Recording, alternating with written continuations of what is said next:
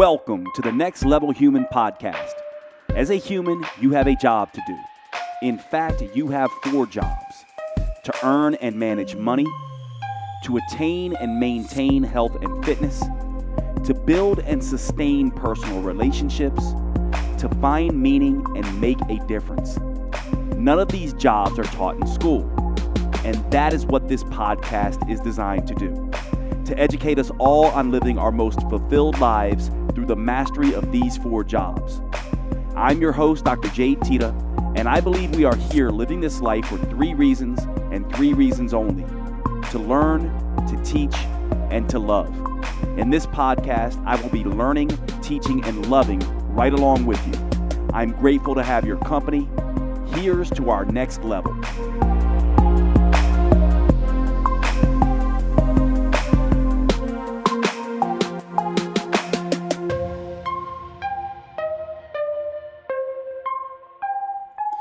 Welcome to the show, everyone. Today we're going to be discussing one of these topics that is a let's get us thinking topic. It's all about the next level human philosophy and psychology, and it is a very difficult one, and you'll see why in just a second. It's not just a difficult one for me, it's going to be for you. In fact, it is what I believe the biggest issue that is currently facing our world in general right now. We are now in a world where we have information at our fingertips. Everyone does. And so everyone, in a sense, has become a researcher and someone who can get information at will. And what we've seen is that this has been a blessing and a curse, both a heaven and a hell, a demon and an angel.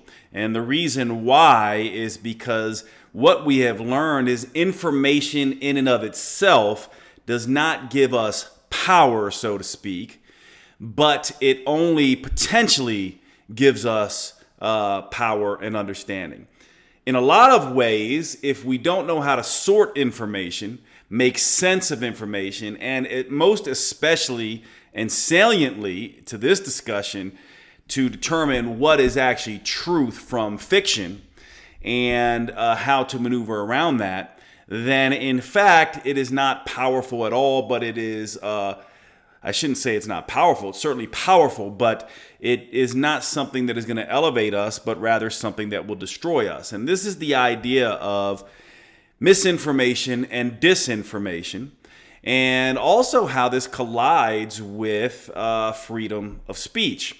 And to me, this is one of the biggest things that we all must deal with as humans, as aspiring next level humans, trying to be our next level human selves. We are going to have to grapple with this. And the fact of the matter is that you and me, none of us can escape this. We will find ourselves believing in sometimes ridiculous, untrue things simply because we don't know how to make sense of things. And so I certainly am not going to start this podcast with the arrogant stance that I know the solution to this problem. I just want this to be a place where we can all come, regardless of what you believe, and just talk about this issue in this podcast. And so this is what this is going to be. Now, of course, I know many of you have very different beliefs than I do. And in fact, I am a person who celebrates that. I think that the quintessential sign of an immature psyche is one that wants the world to behave and look exactly like it. In other words, I feel like a sign of maturity and a quintessential aspect of being a next level human, or trying to come from that mental construct more often than not, is to not only tolerate different points of views, but be inspired by them and interested in them. Think about it. When we think about a next level human, the idea is that we are centered around our own personal growth and evolution, not just for ourselves, but the world. And let's talk about this for a minute in terms of the next level human way of looking at the world. Many people, and I would say far too many people nowadays, come from an extremely individualistic point of view. It's me against the world, nothing else matters. Now, I'm not here to judge that, but I am to say that's not a viable, reasonable, rational way to approach the world because it is destructive. And I'll just give you a simple example of this. If me and my neighborhood, I decide to do whatever I want to do, take whatever I want from my neighbors, not recycle, be destructive in any way, look after my own good but not others. If I tend to do that, and then all of my neighbors start to do that, then what will begin to happen is none of us are helping each other out. All of us are wanting everything for ourselves, and it becomes a free-for-all. I believe I deserve. I want to take from you and elevate myself. So I want to elevate myself and push you all down. That is a very base level way of approaching the world. And when we take this extremely individualistic viewpoint, and all of us start to do that, it begins to become chaotic. We can't have agreement. We feel like it's us against them. And basically, the world begins to degrade pretty quickly. Likewise, if I decide I'm going to align with a team, especially a political team, the Democrats or Republicans or any particular group of people, and then dehumanize and demonize other groups, I am also violating some of the principles of self-preservation. Because what happens is I create enemies for my team that would not have existed otherwise, and create a conflict where none needs to be. And this can also begin to then create division, divisiveness, creating potential destruction of the humanity that we all might aspire to. Now, there's certainly a third way. The first way being the base level way, me against the world. The second way being the culture level way, us against them. And the third way being that it is me and you. We are a team. We are Team Human, so to speak. And I'm just realizing actually now that I'm wearing my Team Human t-shirt, so this is apropos. But the idea that where I go, you go. And by taking care of you, I'm taking care of me. And by paying attention to your needs and my needs at the same time, I'm taking care of us and you are taking care of us. And what if everyone worked that way, right? Instead of being extremely individualistic, base level human, or extremely team-based, culture level human, we were instead extremely both. We were both for ourselves and others simultaneously. We were both growing ourselves, but we were doing that and evolving ourselves so that we could better the world. This is the next level human way of looking at this.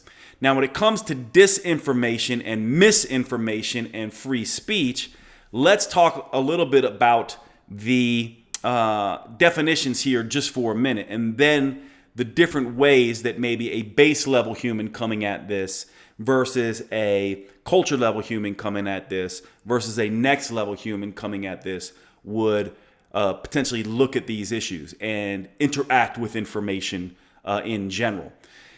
Disinformation, in my mind, is what base level humans would ply in. If it's me against the world and I'm looking for power and I'm looking to elevate myself over you, then I'm going to do whatever it takes to make myself look good, make you look bad, get myself money, and keep you away from power. So I'm going to look for material gain for myself, monetary gains for myself, and comfort and stability and safety for myself without any care for you. In fact, I will procure safety, stability, power for myself at the expense of you. So in a very real way, I care about only myself and I do not care about you. And I will certainly hurt you to help myself. This is sort of the base level way of looking at this. Now, when we talk about disinformation, disinformation is this idea that I know what I'm talking about is not true. Or I know that I have no proof for it, but I speak about it as truth. And I do it and use it in a way to further the goal of either tearing you down and elevating myself up or tearing another group down so that I can create an enemy out there. And base level humans oftentimes do this in their head. Part of the reason they do this is not because we're bad people, it's because their fear predominates, and their major motivational drive has to do with safety and security. And so when you are scared as an individual, if that's your default state, you will look out there and assume everyone is out to get you, whether they are or not. And yes, I have, and we should all have, compassion for individuals like this. But we also have to realize these individuals exist in the world, and they do ply in disinformation. Now, at a one-on-one level, you see this all the time, don't you? Friends gossiping about other friends, saying things that are untrue. We can see this on an individual level with shit talking and gossip. And oftentimes you see this in teenagers and kids and young adults. And then most of us either mature out of that or we begin to rein it in a little bit because we know it's not culturally acceptable. In order to get our aims, if we are a base level human, we need to be a little bit more Machiavellian, more manipulative, more quiet about it. But base level humans will be narcissistic, Machiavellian, and psychopathic in their orientations to the world. In case you are not familiar with psychology research, these are the three traits of the dark triad. Narcissism, which basically says, I am better than you and I deserve more than you. Machiavellianism, which means I will do things to manipulate you and tear you down so I can get gain. And psychopathy, meaning that I don't care about your feelings and nor can I be empathetic and compassionate towards you. I simply care about my gain. Base level humans tend to be very, very strong in the dark triad traits of narcissism, Machiavellianism, and psychopathy, and they will ply in disinformation. And so disinformation is the idea that I know something's not true, or I can't prove that it's true, and I will use it as a weapon. I will weaponize information that is false or unprovable as of yet in order to get my way or to tear someone else down. This is disinformation.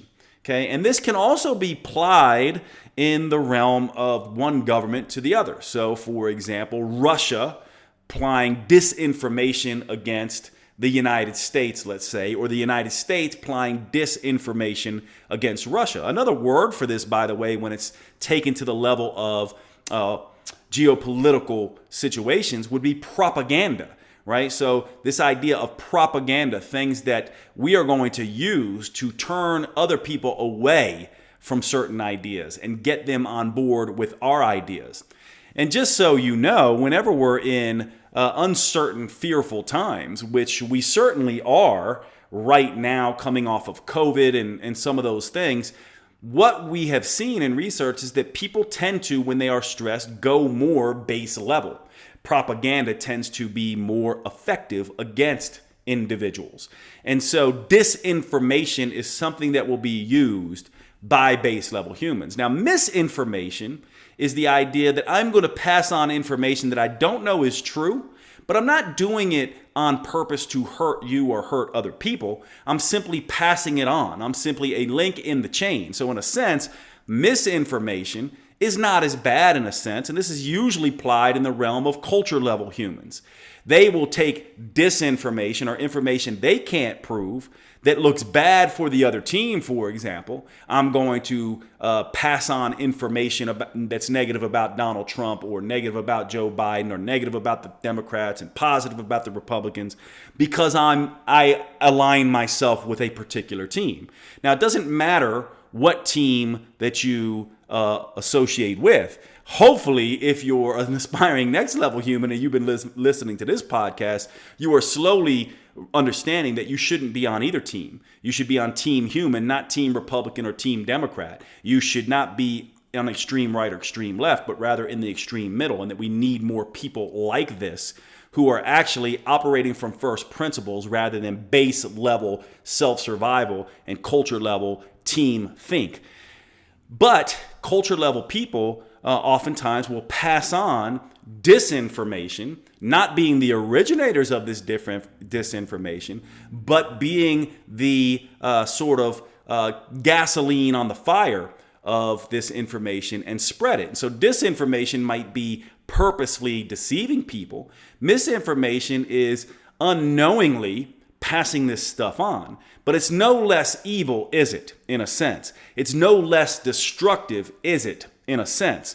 And this, we know from history in the world, is extremely dangerous and can kill millions. All we need to do is call up World War II and the propaganda around that, and how it kind of started with disinformation amongst a few base level humans that then went to misinformation among mostly good people who were psychologically hijacked by a few base level humans. And by the way, this can happen, and some would argue happens all of the time, and it's always a constant battle.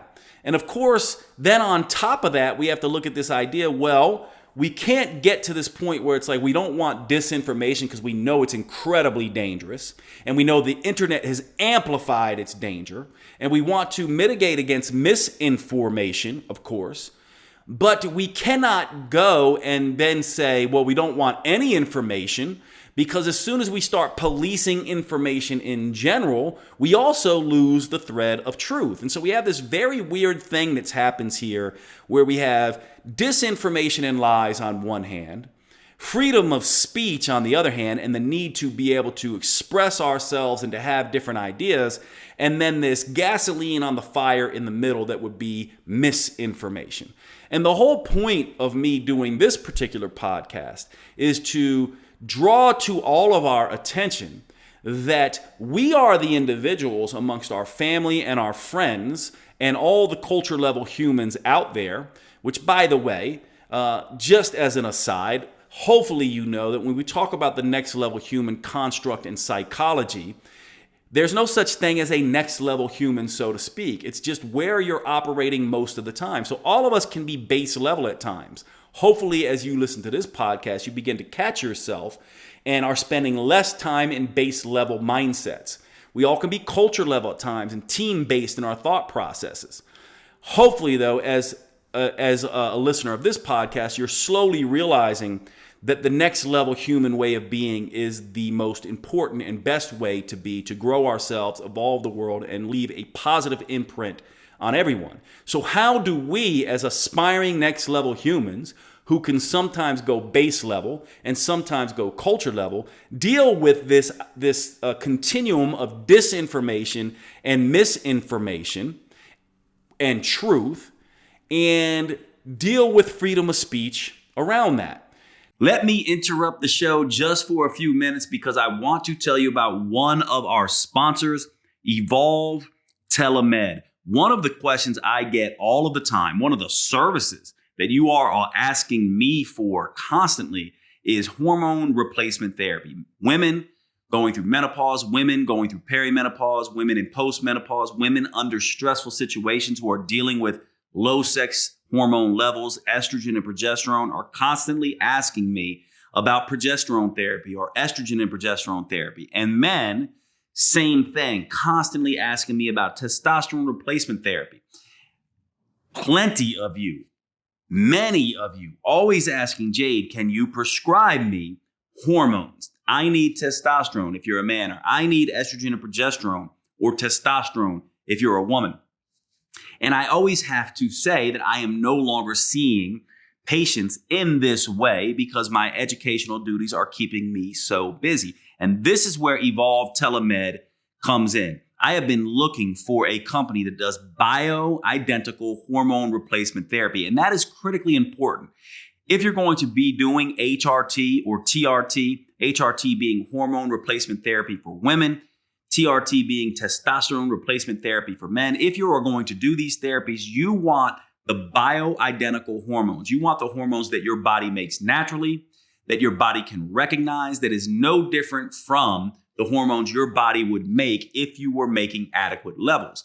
Bioidentical hormone replacement therapy does just this. And Evolve Telemed is a company that I am now using for my own testosterone replacement needs, and have been super impressed with the way that they have structured their business model. And so I am now bringing this service to you through my partnership with Evolve Telemed. Essentially, the way this works is you go online, You make an appointment with Evolve. Evolve gets a doctor with you on a Zoom call. They go through your whole case. They go through your blood labs. They then prescribe your hormones directly to you, and you can get those hormones wherever you are. You do not have to go to a clinic near you. All you need is to have an internet access point, and you can meet with an expert in bioidentical hormone replacement therapy and get those prescriptions. Now you can see why this is so powerful, can't you? Because this is something that so many of us need and can benefit from for our aging needs, our sexual health needs. These things have profound impact on mood, hair, skin, erections, libido, you name it. These things do everything for our metabolic health and vitality. So I am incredibly excited to bring Evolve Telemed to you. Now, the link that you go to is drjade.com/hormones. drjade.com/hormones. This will bring you to the Evolve Telemed portal. If you use the code NEXTLEVEL, you will get a discount on checkout for your first patient visit. I'm very excited to be able to bring this to you, and I hope you will use Evolve Telemed. I know you're going to find it extremely powerful to move your hormone needs over to them. Check them out, Evolve Telemed. Use the link drjade.com/hormones. drjade.com/hormones for Evolve Telemed. And let's get back to the show. Now, this brings us to the concept of first principles. And I want to ask you a couple questions here. What do you think are the most important first principles that a human can have? Do you think, for example, honesty is more important than kindness, or do you think kindness is more important than honesty? Do you think strength is more important than generosity, or do you think generosity is more important than strength?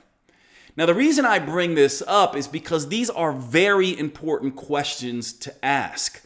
In my mind, when you think about first principles, you start to go, okay, what is the most important thing for me as a human to show up in the world as, so that the rest of the world is better? So for example, let's take honesty and kindness. Now, if I show up kind and I'm a people pleaser and I always just say nice things to you all of the time, even though you're an asshole or you're not doing very good, or, a very simple example, your breath stinks, let's say, and I want to be kind, which is funny because I just did a bad breath episode a couple episodes ago. So we'll go with this idea of bad breath. Now, if you have bad breath and I want to be kind, kindness says don't tell you, right? But if I don't tell you, then what happens? As my friend, I will potentially keep you from having deep relationships. Perhaps your girlfriend or boyfriend, or your significant other or romantic partner. Perhaps you won't find a romantic partner because you're constantly turning them off with your bad breath.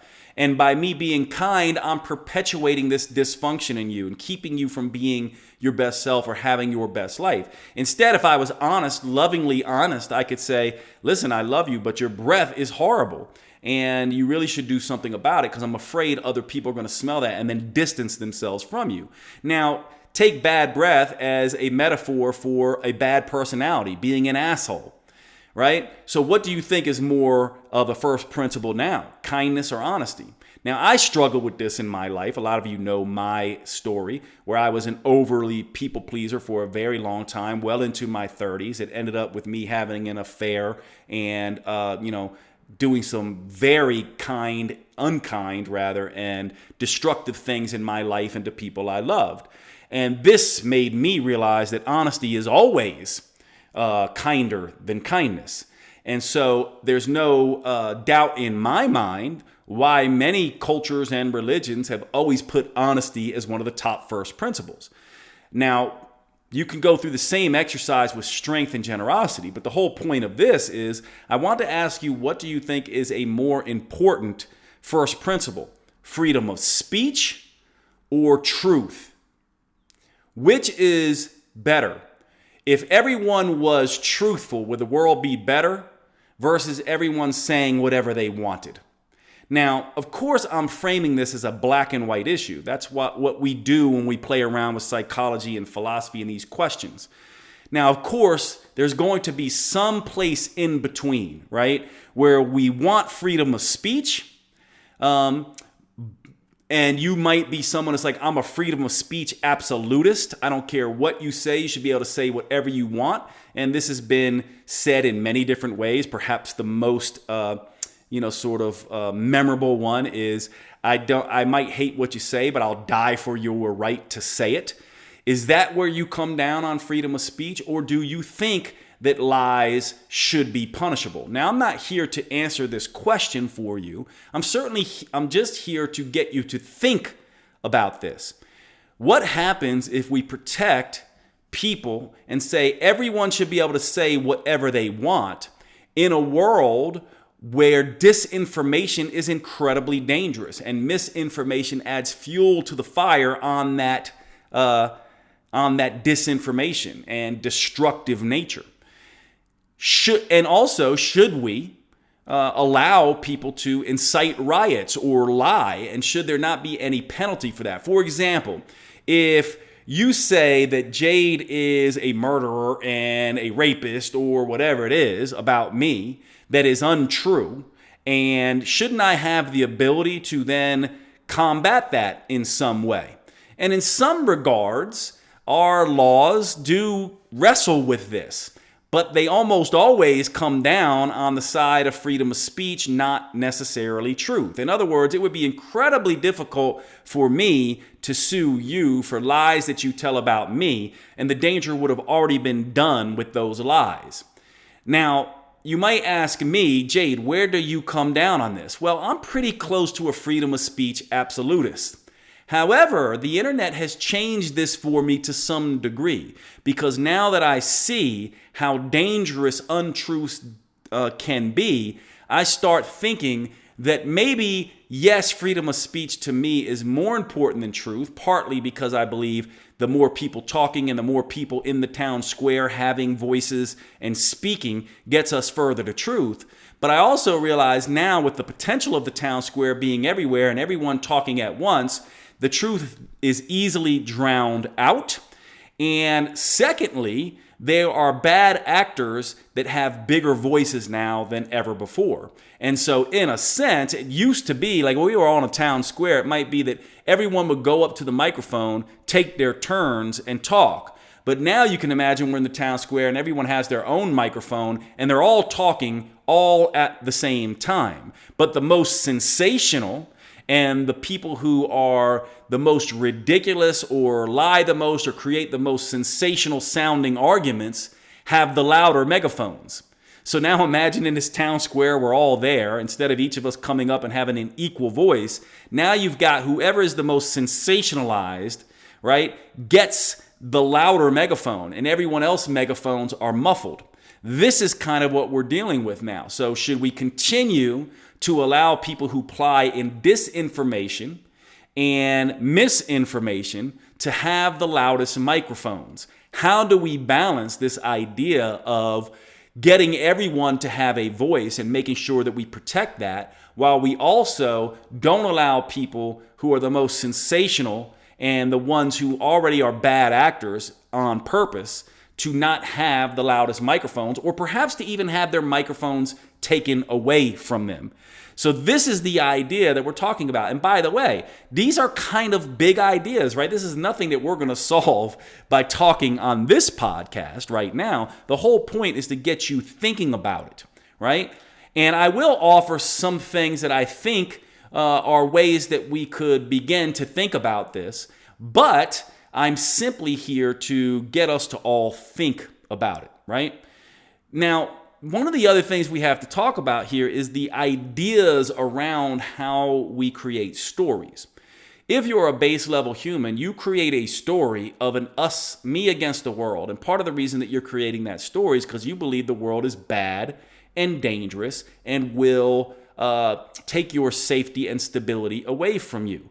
In a sense, a base level human looks out in the world and sees a war. And so they will then see that there are battles everywhere, most of them aimed at themselves, whether those battles exist or not. And so therefore they will adopt a defensive and offensive posture towards everyone and everything. Oftentimes an offensive posture, where they will actually go on the attack, make things up, do whatever they can to tear others down and build themselves back up. And this is where we get into the land of conspiracy theories and things like that. And by the way, I just highlighted on my Instagram feed an interesting study, psychological study, where they looked at during uncertain times and fearful times, which COVID was one. And I say was because hopefully we are coming out of COVID now. But what ends up happening at that time is that during those times, what this study was looking at is that people high in the dark triad traits of narcissism, Machiavellianism, and psychopathy tend to seek power. Part of the reason they tend to seek power during this time is because they're narcissists. So they think they are better than everyone else, but they're also Machiavellian and psychopathic, which means they think, hey, I am the one who should be leading. I am better than everyone else. And I will also have these tendencies to manipulate and lie and cheat others. And so what they were essentially saying is that people who are low in dark triad traits, the least narcissistic, the least Machiavellian, the least psychopathic, tend not to seek power during these times, these scary times, but that people high in dark triad traits do. And the other thing this study said was that it basically looked at and said, not only do these people tend to seek power, they tend to get it as well. Because for some reason, people who are narcissistic and more sure of themselves, they look to other fearful people as if they know what they are doing. And they oftentimes can stir up our own fears, make us more base level, which gets us in alignment with them. And then they achieve power. And so this is a dangerous time. Any time where there's economic unrest, psychological unrest, a pandemic, economic issues, those kinds of things, we are in danger of being base level ourselves and base level humans elevating themselves to leadership positions. And we are in danger of being duped into voting for these particular people. We are also more vulnerable to disinformation and passing misinformation on. In other words, during these times of angst and security and stability issues, we will tend to become more base level if we're base level, more culture level if we're culture level, and less next level human. And this is very important. This is where conspiracy theories and things like this come from. Now, one of the things, I talk a whole lot on conspiracy theories, and I oftentimes get a lot of flack for it. And I don't mind, because to me, I think it's a very, very important topic. And I've done a whole episode on conspiracy theories. And one of the studies that I really like to highlight when I'm talking about conspiracy theories is a study called On the Viability of Conspiratorial Beliefs. And basically what this study looks at, that's the title of the study, by the way, if people want to look it up, it is free to read on the internet, On the Viability of Conspiratorial Beliefs. And one of the things that this study looks at is it essentially says that there is a very strict math to conspiracy theories. In other words, what it looks at is it essentially says, if you have one person, let's say me and you decide we're going to kill somebody or do something evil, or we run a chemical company and we want to pollute the water or whatever. And it's just me and you, right? You and me, two people. And we decide to do this thing and we keep it a secret. Now, ultimately, there's a good chance we're going to be able to keep that a secret. But there's two of us.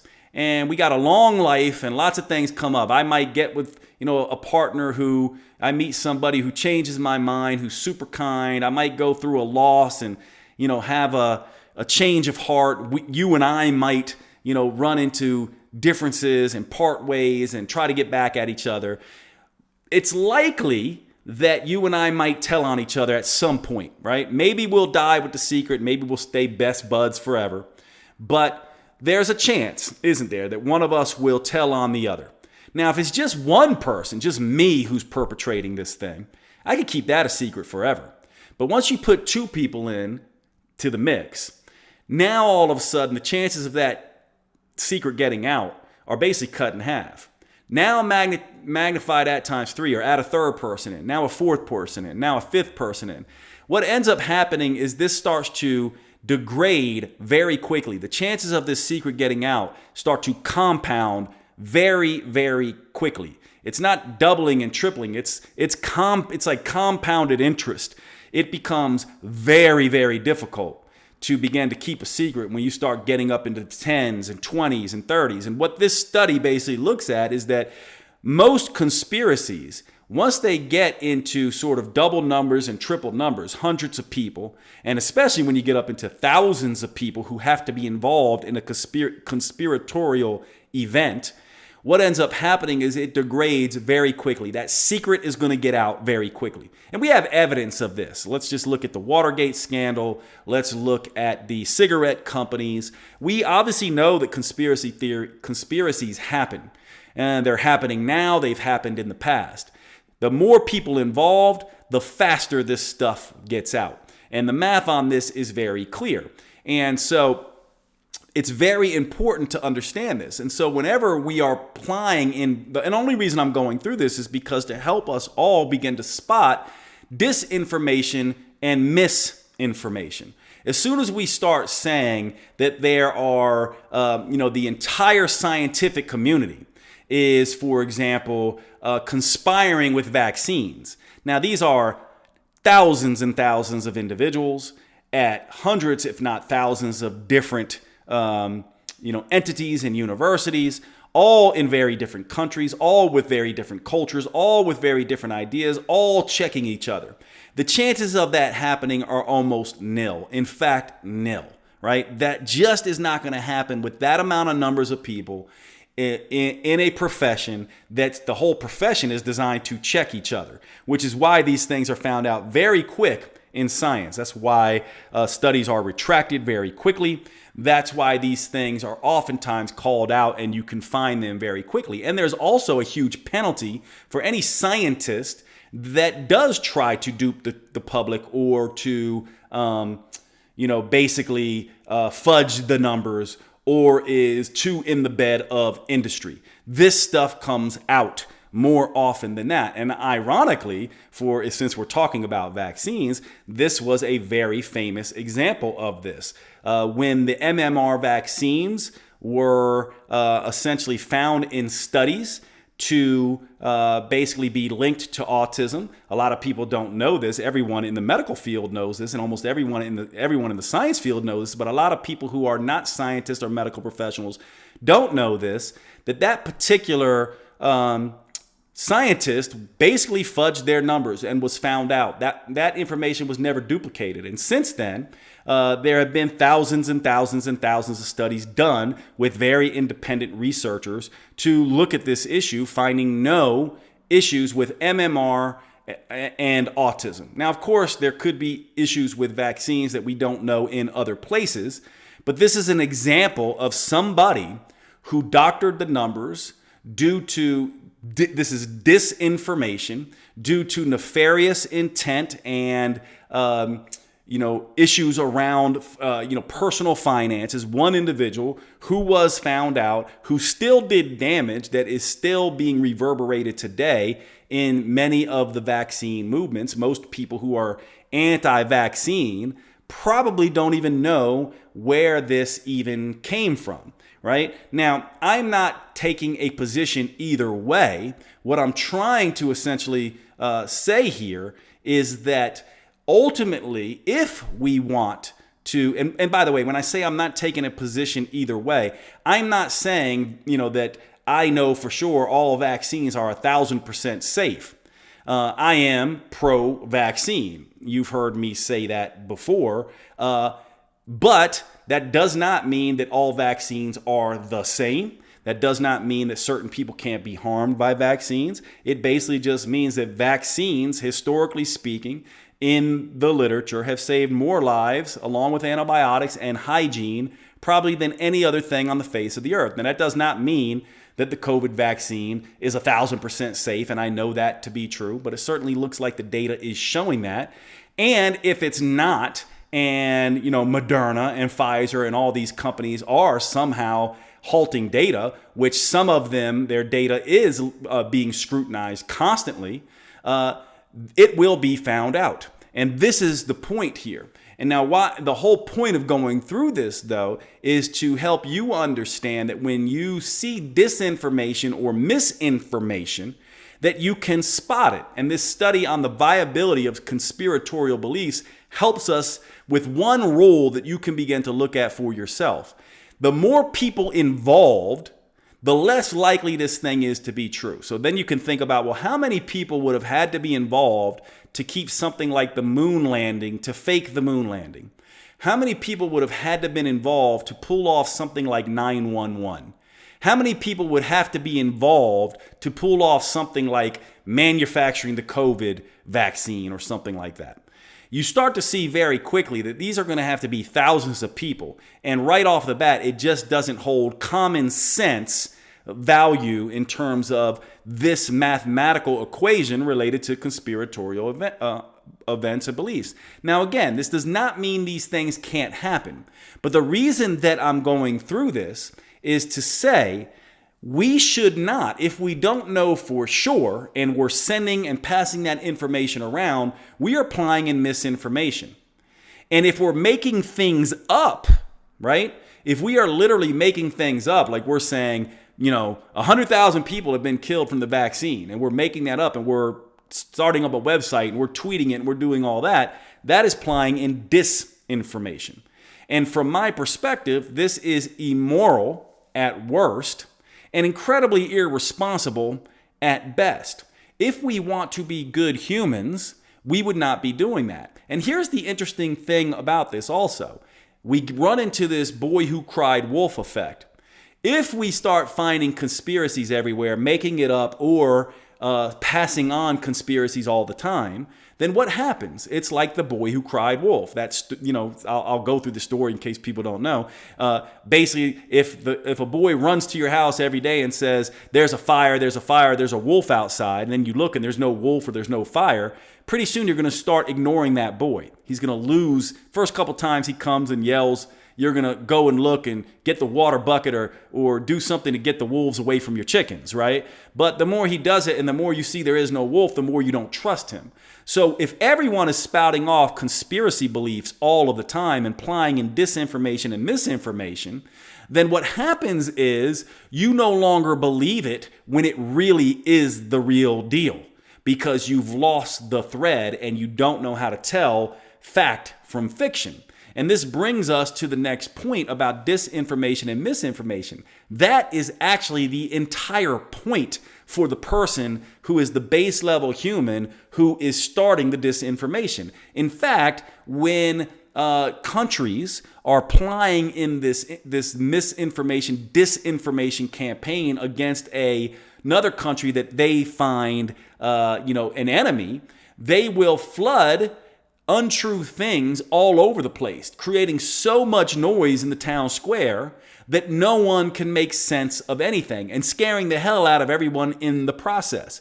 And this has never been done before in the history of mankind. The internet has allowed this to happen. The internet has allowed there to be 1,000 people, 1,000,000 people crying wolf all at the same time, confusing everybody so that someone can sneak the wolf in and steal or do destruction right under your nose and you don't even know it. And so you lose the thread. And this is essentially what has happened, which is why I think it is becoming perhaps the most dangerous thing that we are now dealing with in our modern day society. And unfortunately, people are being caught by this disinformation, misinformation, conspiratorial campaigns, hook, line, and sinker. I have seen it in the natural medicine community, which was incredibly discouraging to me as an evidence-based individual who really wants to know the truth of things. I am not pro this or that. I am pro truth. I am pro evidence. I am very much on board with what the evidence tells us. And I'm okay saying I don't know when we don't know. I'm okay saying we need to hear all voices. What I'm not okay with, though, is letting liars cheaters, base level humans, and people who want to ply in disinformation and misinformation do so without penalty. Now, this is part of what we want to talk about now, because freedom of speech, to me also, I told you, I'm also close to a freedom of speech absolutist. Basically, I believe the more people talking and the more debating and the more views, despite how disgusting I think they are, if you're a racist and a bigot and whatever you are, I still want to hear what you have to say. And I still will fight for your right to say it, so long as you are not inciting violence and doing damage in that way, which, by the way, damage, right? And this is where some of this comes from. Damage is hard to measure, because it might not be your intent with your misinformation to hurt people, but you may hurt people in the process regardless. And rest assured, these untruths hurt people. There are people for who the not taking a vaccine may have killed them because they heard that it might be bad or give them 3 eyes or whatever it is. This can do real damage.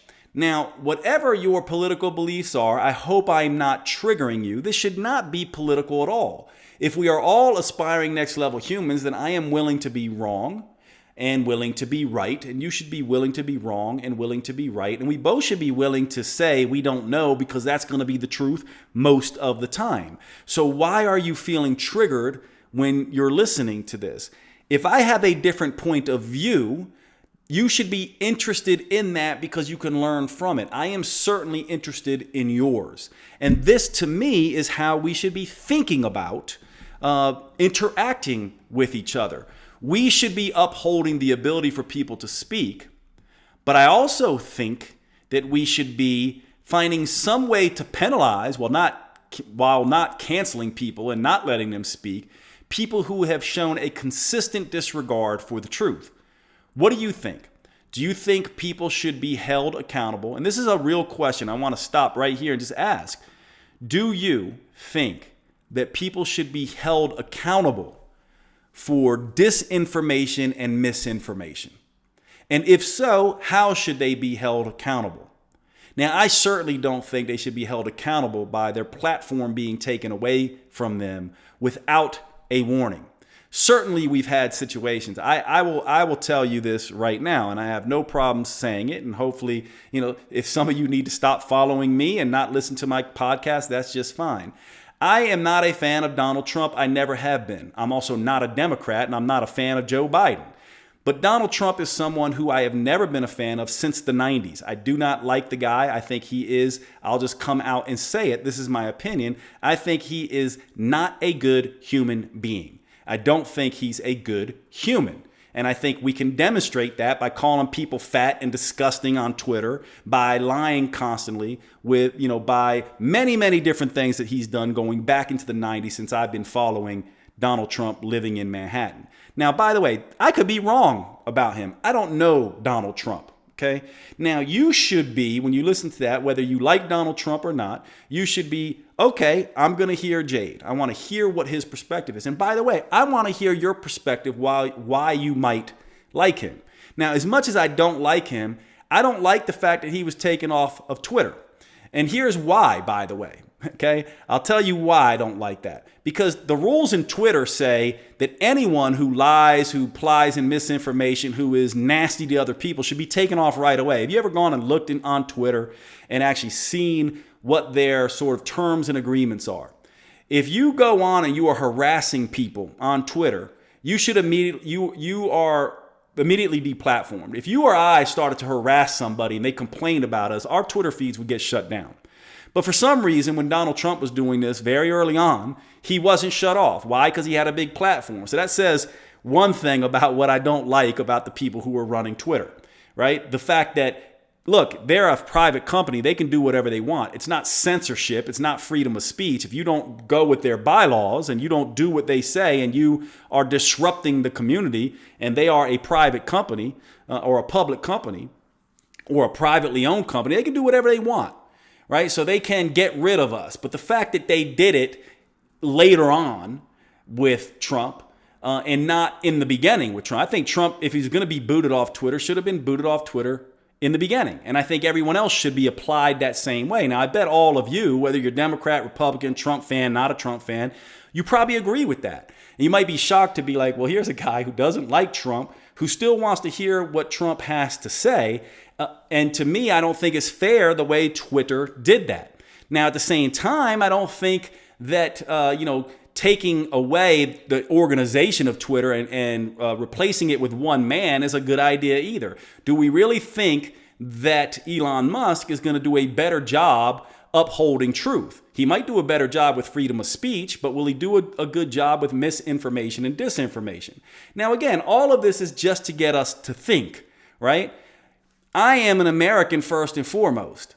I will vote for a Democrat or a Republican based on the quality of human they are, the judgment they have, and the political evidence base they have to do good for my country and the world. I don't care. Democrat, Republican, someone else. I've come to dislike both parties. Now, you might feel different. I would love if we could all get in a room, right? And we could talk about it. You could say, Jade, I think you should be a Republican because of this, or I think you should be a Democrat because of this, or I think you should reconsider Donald Trump because of this, or I think you should reconsider Biden because of this, right? This is the conversation that we should be having. But that assumes that we're coming at it from a place of charity and a next level human standpoint. If we have base level humans in the room, they will just hate me because I don't have a favorable view of Donald Trump if they like Donald Trump. Or they'll just hate me because I don't have a favorable view of Joe Biden because they like Joe Biden. Right? That's what a culture level human does. What we need to do is we need to start with the law of charity in my mind. And then we need to essentially step back and say, how do we then get everyone talking and incentivize people telling the truth as next level humans and learning from each other and decentivizing lies, disinformation, and spreading of misinformation. Now, I've shared a lot today. I got a little vulnerable with you. I shared some personal feelings with you. I hope that you like that. I did that on purpose. I knew I was going to do that in this episode, partly because it speaks to freedom of speech. Isn't it interesting that people want freedom of speech, but then when they get all torn out of shape when they hear a viewpoint that doesn't agree with them? Some of you right now are really liking me because I have a dislike for Donald Trump, and some of you are not liking me because I have a dislike for Donald Trump. The whole reason I brought it up is to challenge you to basically say, where are you operating from? Your base level or culture level selves, because now all of a sudden you're more or less likely to listen to me because you heard my point of view? Then in my mind, if you're doing that, you are acting more base level or culture level. You are not operating from your next level human self. Now, I know we all have that potential. And of course, you're not alone. I might go base level and culture level too, but if we're all operating from that standpoint, wouldn't the world be a better place? And so we have this issue of freedom of speech and law of charity and letting everyone talk, but also de-incentivizing, in my point of view, lies, disinformation, and misinformation. How do we do that? That's what this podcast was about. Now, as I end this podcast, which, by the way, was not meant to provide solutions, it's just getting you to think in a very different way, so that you and me and our families and the greater community and our nation and the world, because this literally is how it starts, people having real conversations and being comfortable with just saying, okay, you disagree with me. You see it this way. I see it this way. I'm not mad at you because you're a Trump fan. You might know something I don't. I'm not mad at you because you're a Biden fan. You might know something that I don't, or you might have a piece of information for me to consider, and I am happy to upgrade my belief system. What I'm not happy with is that if you're going to throw disinformation, lies, and bullshit my way, or if you're going to apply in conspiratorial things, then we can't actually have a real conversation, and it's not necessary. And if we're applying in those conspiratorial things, then guess what? When there are real issues that come up that need to be solved, real issues going on, then guess what? They get lost because of the crying wolf constantly. This is really important. So let's go through some things that might work, that I've talked to my friends about, my girlfriend about, been having this conversation and actually read about, right? What would happen if the social media algorithms scoured, instead of looking at things that were sensational and just being like the things we click on, because we know that sensational, emotional driven clickbait gets our attention. But what if instead they looked for words that were dehumanizing, divisive, destructive, base level language and culture level team think, and decentivize those things? In other words, you can say it. No one's stopping you from saying it, but the algorithms are essentially saying this is divisive, demonizing, dehumanizing language towards another group. Therefore, it's going to get less play. Certainly, people who are close to you and want to hear that are free to go to your profile, but we're going to show that stuff to less people, right? How about this idea that came from my girlfriend? How about the idea that when people come on new platforms, rather than just letting them post constantly, they have a ramp-on period where they're learning to be less divisive, less dehumanizing, and less demonizing, meaning that they can only post once per day or once a week, and they're getting feedback that basically says, hey, your post will reach more people if you remove some of this inflammatory language. Or, hey, we'll post this for you, but it might not get much play because there's no proof for this. We don't have proof that, this is, a factual thing. It looks like this is disinformation or misinformation. Would you like to adjust your post? Maybe that would work. Maybe by including references that are, sort of vetted references, your post would be amplified. Maybe the algorithms could work in a way that forced us subtly and slowly to understand how to act through the law of charity, be less divisive, less dehumanizing, and more accurate in what we are saying. What if you were penalized, just like if you nowadays with Amazon, if you write too many 5-star reviews, they start to suspect you're not a real reviewer. And if you write too many 1-star reviews, you're not a real reviewer. What if there was a situation where the way you were online followed you around, and if you were constantly a troll and constantly disrupting conversations and not contributing, that you were dinged for that? No one's going to take away and deplatform you, but the fact of the matter is, if you're not being a productive member of society and you've got a big bullhorn and you're trying to drown other people out and you're not giving other people the benefit of the doubt and you're calling names and you're acting like an ass, that you are decentivized. Your posts are not shown as much. What would things be like then, right? There are ways that we could force people to basically be better humans without taking away their freedom of speech, but also teaching them to be more truthful and honest, making learning more important than winning. What if we had something that was like a Yelp review for humans, where you were no longer anonymous online? What if that was a thing? You could not be anonymous online if you wanted to operate in the public space. We need to know who you really are. That would change things a little bit, because we all know if I can be anonymous, right, and there's no repercussions and you can't see me face to face, you and I might have incredibly different belief systems and may not even like each other. But if we get face to face with each other and we can talk, we're going to find common ground as humans. Almost always. Doesn't matter. That is always the case. And therefore, not letting people hide behind their computer screens might be something that we should consider. What if there were rewards for people who, not just decentivizing, but what if there were rewards for people who were more active in finding and policing bad behavior online, and that you could essentially be incentivized for your good behavior online, for not being an ass, for not being disruptive, for actually applying in good quality information and being part of a charitable debate online. All of these things could perhaps work. What if you were prioritized based on your expertise, right? Like, for example, if we're having a discussion about metabolism and natural medicine, then perhaps I should be magnified in terms of my voice in that conversation if I am showing over and over again that I am giving good quality, usable information to the community. And perhaps I should be de-incentivized from that platform of expertise as soon as I begin to show that I'm not providing good quality, evidence-based information to individuals. What if we did that? There are many other different ways to do that. And by the way, I don't know if these ideas are good ideas, bad ideas, neutral ideas.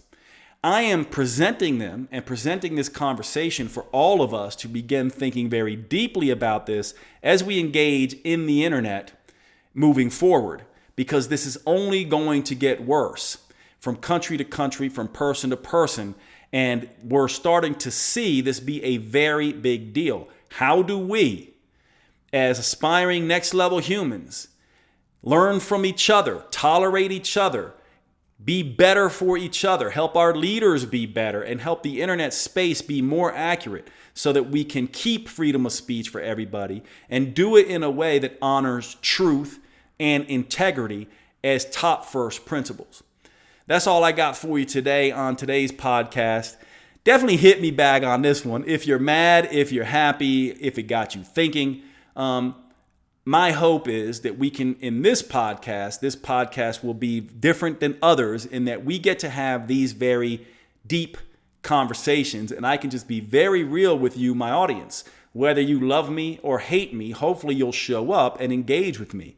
So shoot me a DM, send me an email to support@jadeteta.com. Let me know what you think of this particular episode, and I would love to hear your ideas about how this might work, this way of keeping freedom of speech while also prioritizing truth as a next level human and next level culture. All right, everybody, I'll see you next time.